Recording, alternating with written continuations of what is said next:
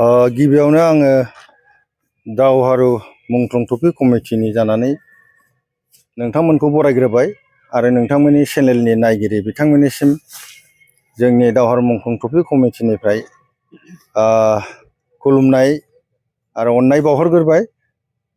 दिनैसिम जोंनि दावहारु मुंख्लं ट्रफि कमिटिया 27 दावहारु मुंख्लं ट्रफि खुंफुंनायनि हाबाफारिखौ मावबोगासिनो दं आरो बे जोबनायनि लामायाव। जों गाबोनहाय ओपनिं गेम गेलेजेनगोन। गाबोन 10 डिसेम्बर 2025 बुधबार बारायाव जोंहा फुंनिफ्रायनो हाबाफारि दङ। फुंनि 8 बाजियाव जोङो मेन गेट बेखेवगोन। बेनि उनाव जोङो कमिटिनि फिरफिला बिरहोगोन जोंनि आफादगिरिया। बेनि उनाव जोङो मुंख्लंफोरनो मान बावगोन। 8:30 बावगिरि महरै नुजाफैगोन जोंनि बारग' सोनाब क'क्राझारनि MLA मानगोनां प्रदीप कुमार ब्रह्म सारा। बेनि उनाव जोंहा 11 बाजिनिफ्राय फेलिसिटेसन प्रग्राम दङ।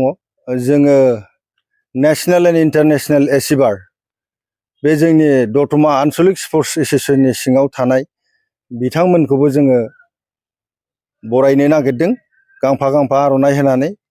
बेनि उनाव जोङो मुंख्लं नखरफोरखौबो मान बावगोन दतमा हालामनिफ्राय जाय बिथांमोनहा बड'लेण्ड सोमावसारनायाव मुंख्लं जालांदों। जिहेतु बे खेलाया मुंख्लंफोरखौ गोसोखांनानै मुंख्लंफोरनो मान बावनानैनो होनाय जायो। बे खेलाया 1987 मायथाइनिफ्रायनो सोलिबोबाय थादों। दिनैसिम 27 बोसोराव आगान होबाय। बेनि उनाव जोङो बे खेलाखौ सोमोन्दो लाखिनानै जोङो मोनसे माउथपिस दिहुनो जायनि मुङा दावहारु।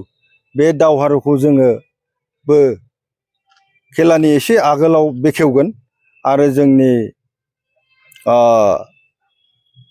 ओपनिं गेमनि गाहाय आलासि महरै नुजाफैनानै जोंनि खेलाखौ बेखेवफैगोन जोंनि BTCनि मानगोनां EM श्रीजुत रबिराम सारा आरो बिथांजों लोगोसे गोबां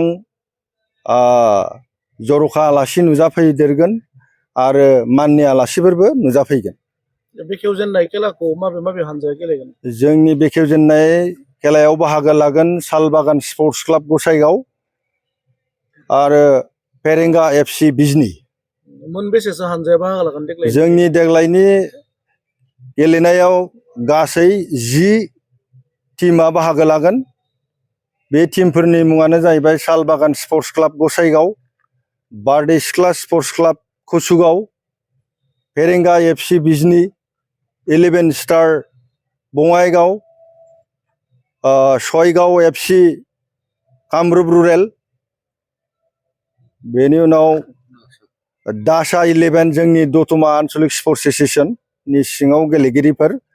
बेनि उनाव जोंहा जथाइ स्पर्ट्स क्लाब क'क्राझार।